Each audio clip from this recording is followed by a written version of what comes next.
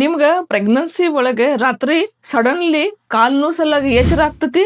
ಇದು ಸಿಂಪ್ಟಮ್ ನಿಮ್ಗ ಹಂಗಿದ್ರ ಇಗ್ನೋರ್ ಮಾಡ್ಬಾಡ್ರಿ. ನಿಮ್ದ ಬಾಡಿ ನಿಮ್ಗ ಏನ್ ಹೇಳ್ತಾ ಇದ್ದೆ. ನಿಮ್ಗ ಹಿಂಗ್ ಸಿಂಪ್ಟಮ್ ಇದ್ರ ನೀವು ಇದ ವಿಡಿಯೋ ಕೊನೆವರೆಗೆ ನೋಡ್ರಿ. ಯಾಕಂದ್ರೆ ಇದ ವಿಡಿಯೋ ಒಳಗ ನಾವು ನಿಮ್ಗ ಇದು ಸಿಂಪ್ಟಮ್ ಕಾಲ್ನು ಯಾಕೆ ಆಕತಿ ಮತ್ತು ಅದ ಪರಿಹಾರ ಸಲಾಗ ನಾವು ಏನೇನ್ ಮಾಡ್ಬೇಕ್ರಿ ಅದು ಎಲ್ಲ ಡೀಟೇಲ್ ಒಳಗ ತಿಳಿಸ್ತೀನಿ. Hello, I am Dr. Sunita Lodaya, fertility and reproductive specialist and practicing obstetrics and gynecologist since last 25 years.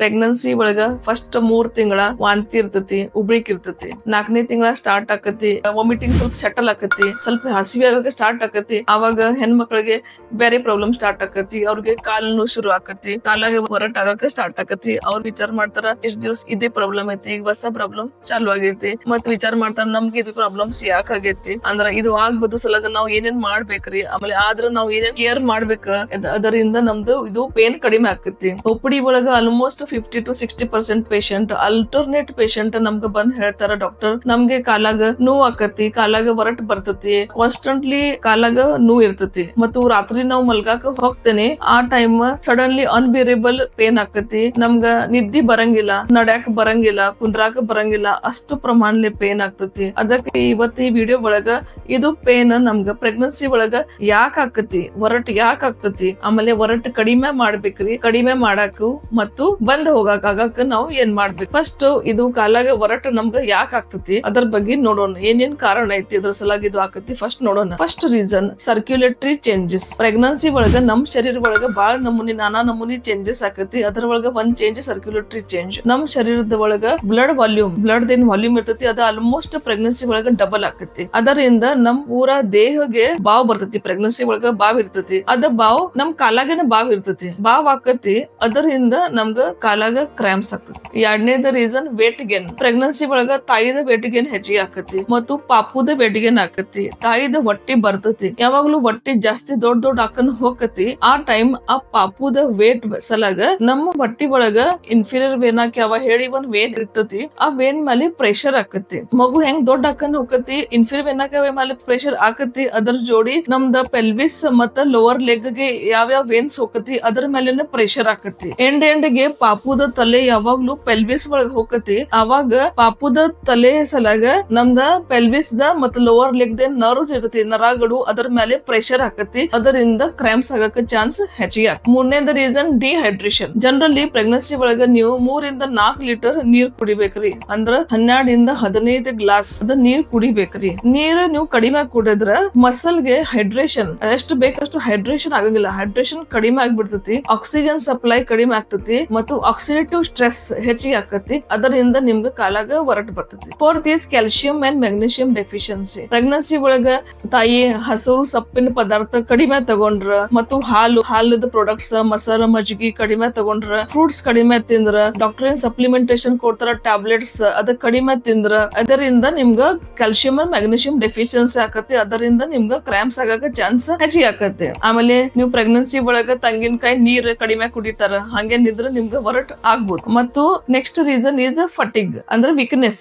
Pregnancy ಒಳಗ ಆಸ್ ಸಚ್ ವೀಕ್ನೆಸ್ ಇರ್ತತಿ, ಎಲ್ಲಾ ಬಾಡಿದ ಫುಲ್ ಮಸಲ್ ದ ವೀಕ್ನೆಸ್ ಇರ್ತತಿ. ಅದ್ರ ಜೋಡಿ ಮತ್ತೆ ಲೆಗ್ ದ ಮಸಲ್ಸ್ ಏನ್ ಇರ್ತತಿ ಹಿಂದಿಂದ ಭಾಗ ಅಲ್ಲೆಲ್ಲ ಕಾಫ್ ಮಸಲ್ ಒಳಗ ವೀಕ್ನೆಸ್ ಫಟಿಗ್ ಆಗ್ತತಿ. ಆಮೇಲೆ ನೀವು ಕಾನ್ಸ್ಟೆಂಟ್ ಜಾಸ್ತಿ ಟೈಮ್ ನಿಂತ್ಕೊಂಡು ಕೆಲಸ ಮಾಡಿದ್ರ ನಿಮ್ಗೂ ಇದು ಎಕ್ಸರ್ಷನ್ ಆಗಿ ವೀಕ್ನೆಸ್ ಆಗಿ ಮತ್ತೆ ನಿಮ್ಗ ಬಾವ್ ಆಗಿ ಕ್ರಾಂಪ್ಸ್ ಹೆಚ್ಚಿಗೆ ಆಗೋದ ಚಾನ್ಸ್ ಇರ್ತತಿ. ಮತ್ತು next reason 6th reason is DVT, deep vein thrombosis. Generally pregnancy ಒಳಗ ನಮ್ದು ರಕ್ತ ಗಟ್ಟಿ ಆಗದ ಟೆಂಡೆನ್ಸಿ ಇರ್ತತಿ. ಆಮೇಲೆ ಕೆಲವ್ರು ಹೆಣ್ಮಕ್ಳ ಒಳಗ ಇದು ಬ್ಲಡ್ ಇನ್ನೂ ಜಾಸ್ತಿ ದಪ್ಪ ಆಕತಿ, ಗಟ್ಟಿ ಆಗ್ತತಿ. ಅದರಿಂದ ನಮ್ ಕಾಲಾಗೆ ಹಿಂದಿನ ಭಾಗ ಒಳಗ ಕೆಲವ್ರ ಮಂದಿಗೆ ವೇನ್ಸ್ ಬ್ಲೂಯಿಶ್ ವೇನ್ಸ್ ಕಾಣ್ತತಿ, ಪ್ರಾಮಿನೆಂಟ್ ಕಾಣ್ತತಿ. ಆಮೇಲೆ ಆ ಜಾಗ ಅವ್ರಿಗೆ ಪೇನ್ ಆಕತಿ. ಸಡನ್ಲಿ ಒಂದ್ಸಲ ರೆಡ್ನೆಸ್ ಆಗ್ಬಿಡ್ತತಿ. ಲೋಕಲೈಸ್ ಒಂದ್ ಜಾಗ ಪರ್ಟಿಕ್ಯುಲರ್ ಜಾಗ ಅವ್ರಿಗೆ ಪೇನ್ ಆಕತಿ, ಬಾವ್ ಆಕತಿ. ಹಿಂಗಿದ್ರ ನೀವು ಇಮಿಡಿಯೇಟ್ಲಿ ಡಾಕ್ಟರ್ ಕನ್ಸಲ್ಟ್ ಮಾಡ್ಬೇಕ್ರಿ. ಈ DVT ಇಲ್ಲ ಅದ ಕನ್ಫರ್ಮ್ ಮಾಡ್ಬೇಕ್ರಿ. ಅಕಸ್ಮಾತ್ DVT ಇದ್ರ ಡಾಕ್ಟರ್ ಅದ ಪ್ರಕಾರ ಟ್ರೀಟ್ಮೆಂಟ್ ಜಲ್ದಿ ಶುರು ಮಾಡಿಸ್ಬೇಕ್ರಿ. ಇದು ಎಲ್ಲಾ ಮ್ಯಾಲಿಂದ ರೀಸನ್ಸ್ ಸಲಾಗ ಪ್ರೆಗ್ನೆನ್ಸಿ ಒಳಗ ಕ್ರಾಂಪ್ಸ್ ಹೊರಟ್ ಆಗಕ ಚಾನ್ಸ್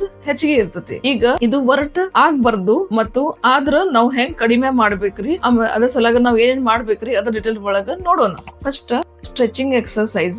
ನೀವು ಪ್ರೆಗ್ನೆನ್ಸಿ ಒಳಗ ಒಂದ್ ದಿನ ಒಳಗ ಅಟ್ ಲೀಸ್ಟ್ ಒಂದ್ 10-15 ನಿಮಿಷ ಸ್ವಲ್ಪ ಮಸಲ್ ನ ಸ್ಟ್ರೆಚಿಂಗ್ ಎಕ್ಸರ್ಸೈಸ್ ಮಾಡ್ಬೇಕ್ರಿ. ಅದರಿಂದ ಮಸಲ್ ಗೆ ಸ್ಟ್ರೆಂತ್ ಬರ್ತತಿ ಮತ್ತು ಬ್ಲಡ್ ಸಪ್ಲೈ ಹೆಚ್ಚಿಗೆ ಆಗ್ತತಿ. ಈ ಎರಡನೇದು ಹೈಡ್ರೇಷನ್. ಒಂದ್ ದಿವಸಕ್ಕ 3-4 ಲೀಟರ್ ನೀರ್ ಕುಡಿಬೇಕ್ರಿ. ಅಂದ್ರೆ 12-15 ಗ್ಲಾಸ್ ನೀರ್ ಕುಡಿಬೇಕ್ರಿ. ಅದರಿಂದ ಇದು ಪ್ರೆಗ್ನೆನ್ಸಿ ಒಳಗಿರೋದ ಸಣ್ಣ ಸಣ್ಣ ಪ್ರಾಬ್ಲಮ್ಸ್ ಸಾಲ್ವ್ ಆಕತಿ. ಒಂದ್ ಇಂಪಾರ್ಟೆಂಟ್ ಟಿಪ್ ನಿಮ್ಗೆ ಕೊಡ್ತೀನಿ. ಪ್ರೆಗ್ನೆನ್ಸಿ ಒಳಗ ಲೆಗ್ ಕ್ರಾಂಪ್ಸ್ ಆಗ್ಬಾರ್ದು ಹಂಗಿದ್ರ ಡೈಲಿ ಒಂದ್ ಕೊಕೊನಟ್ ವಾಟರ್ ತೆಂಗಿನಕಾಯಿ ನೀರ ದಿನ ಒಂದ್ ಕುಡೀರಿ. ಅದರಿಂದ ನಿಮ್ದು ಬಾಳ ಪ್ರಾಬ್ಲಮ್ ಸಾಲ್ವ್ ಆಗ್ತದೆ. ಮತ್ತು ಹಾಟ್ ಫರ್ಮೆಂಟೇಶನ್ ಅಂದ್ರ ಬಿಸಿ ನೀರಿಂದ ನೀವು ಕಾವ್ ಕೊಡ್ರಿ. ಸಪೋಸ್ ನಿಮ್ಗೆ ಬಾಳ ಕಾಲಾಗ ಪೇನ್ ಆಕತಿ, ನೋವು ಬರಾಕ್ತೈತಿ, ನಿಮ್ಗೆ ನಿದ್ದೆ ಬರ್ತಾ ಇಲ್ಲ, ಬಾಳ ಡಿಸ್ಕಂಫರ್ಟ್ ಐತಿ ಅಂದ್ರೆ ನೀವು ಒಂದ್ ರಬ್ಬರ್ ಬ್ಯಾಗ್ ಇರ್ತೈತಿ ಅದರ ಒಳಗೆ ಬಿಸಿ ನೀರ್ ಹಾಕಿ ಅದರಿಂದ ಕಾಫ್ ಮಸಲ್ಗೆ ಲೆಗ್ಗೆ ಕಾವು ಕೊಡ್ರಿ. ಇಲ್ಲಾಂದ್ರ ಒಂದ್ ಅರ್ಬಿ ಬಿಸಿ ನೀರ್ ಒಳಗೆ ಹಾಕಿ ಅದರಿಂದ ನೀವು ಕಾವು ಕೊಡ್ರಿ. ಅಂದ್ರೆ ನಿಮ್ಗೆ ರಿಲೀಫ್ ಆಕತಿ. ಮತ್ತು ಆಯಿಲ್ ಮಸಾಜ್. ಯಾವ್ದ ನಿಮ್ ಕಡೆ ಆಯಿಲ್ ಐತಿ, ಪ್ಯಾರಾಶೂಟ್ ಆಯಿಲ್ ಅದ ಪ್ರಕಾರ ಇದು ಆಯಿಲ್ ಏನ್ ಐತಿ ಅದ ಆಯಿಲ್ ನ ಸ್ವಲ್ಪ ಸ್ಮೂತ್ಲಿ ಅಲ್ಲಿ ಕಾಫ್ ಮಸಲ್ಗೆ ಮಸಾಜ್ ಮಾಡ್ರಿ. ಸ್ವಲ್ಪ ಹಂಗ ತಿಕ್ಕ್ರಿ. ಅದರಿಂದ ನಿಮ್ಗೆ ರಿಲೀಫ್ ಅನಸ್ತತಿ. ನೀವು ಮಸಾಜ್ ಮಾಡೋದ್ರಿಂದ ಅಲ್ಲಿಂದ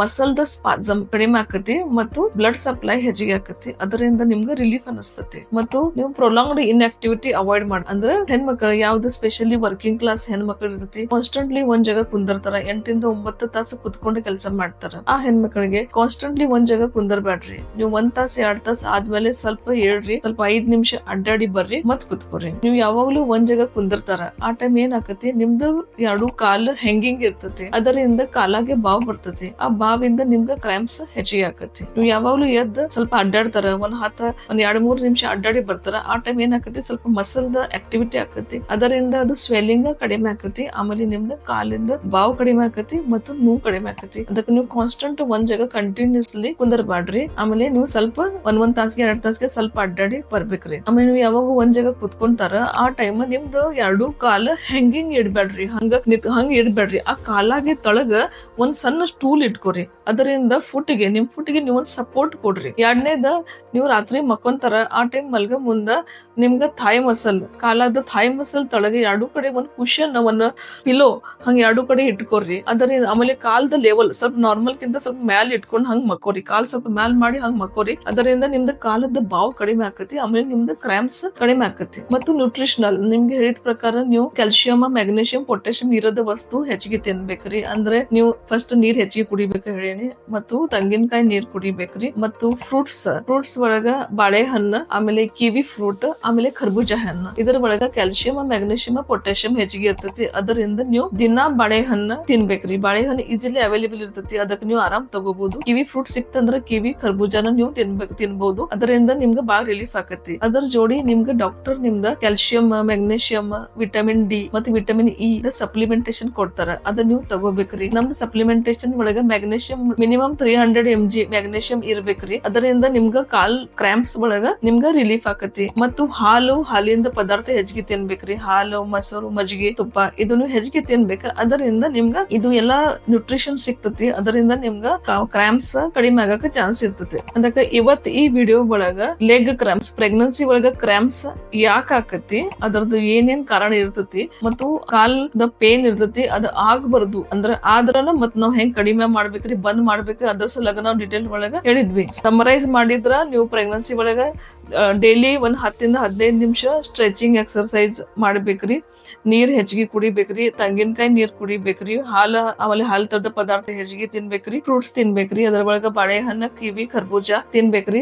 ಸ್ವಲ್ಪ ಹೇಳಿದ ಪ್ರಕಾರ ಎಕ್ಸರ್ಸೈಸ್ ಮಾಡ್ರಿ. ಸಪ್ಲಿಮೆಂಟೇಶನ್ ಡಾಕ್ಟರ್ ನಿಮ್ಗೇನ್ ಕ್ಯಾಲ್ಸಿಯಂ, ಮ್ಯಾಗ್ನೀಷಿಯಂ ಟ್ಯಾಬ್ಲೆಟ್ಸ್ ಕೊಡ್ತಾರ, ಅದನ್ನ ನೀವು ತಗೋಬೇಕ್ರಿ. ಆಮೇಲೆ ಕಾಲ್ ಹ್ಯಾಂಗಿಂಗ್ ಇಡ್ಬೇಡ್ರಿ. ಕಾಲ್ ತಳಗ ಸಪೋರ್ಟ್ ಇಟ್ಕೋರಿ, ಸ್ಟೂಲ್ ಇಟ್ಕೋರಿ. ರಾತ್ರಿ ಮಲ್ಗ ಮುಂದ ಸ್ವಲ್ಪ ಕಾಲಾಗ ಸಪೋರ್ಟ್ 2 ಥಾಯ್ ತಳಗ ಒಂದ್ ಕುಶನ್ ಇಟ್ಕೊಂಡ್ ಮಕ್ಕೋಡ್ರಿ. ಆಮೇಲೆ ಸ್ವಲ್ಪ ಮಸಾಜ್ ಮಾಡಬಹುದು. ಆಮೇಲೆ ಕಾನ್ಸ್ಟೆಂಟ್ ಒಂದ್ ಜಾಗ ನಿಂದರ್ಬ್ಯಾಡ್ರಿ. ಒಂದ್ ಜಾಗ ಕಾನ್ಸ್ಟೆಂಟ್ಲಿ ನಿಂತ್ಕೊಂಡ್ರೆ ನಿಮ್ಗೆ ಕಾಲಾಗ ಅಲ್ಲಿ ಪೇನ್ ಆಗ್ತತಿ. ಕಾನ್ಸ್ಟೆಂಟ್ ಒಂದ್ ಜಾಗ ನಿಂದರ್ಬ್ಯಾಡ್ರಿ. ಆಕ್ಟಿವಿಟಿ ಸ್ವಲ್ಪ ಮಾಡ್ಬೇಕ್ರಿ. ಆಮೇಲೆ ನೀವು ಕಾಂಪ್ರೆಸಿವ್ ಸ್ಟಾಕಿಂಗ್ಸ್ ನೀವು ಯೂಸ್ ಮಾಡಬಹುದು.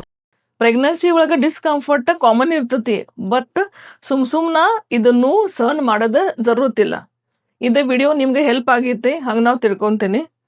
ಇದ ಪ್ರಕಾರ ನಾವು ಪ್ರೆಗ್ನೆನ್ಸಿ, ಡೆಲಿವರಿ, ಇನ್ಫರ್ಟಿಲಿಟಿ ಮತ್ತು ಗೈನಕಾಲಜಿ ವಿಡಿಯೋಸ್ ರೆಗ್ಯುಲರ್ಲಿ ಅಪ್ಲೋಡ್ ಮಾಡ್ತೇವೆ. ನೀವು ನೋಡ್ತಾ ಇರಿ. ನಿಮ್ಗೆ ಚಲೋ ಅನ್ಸಿದ್ರೆ ಲೈಕ್, ಶೇರ್, ಸಬ್ಸ್ಕ್ರೈಬ್ ಮಾಡ್ರಿ. Thank you.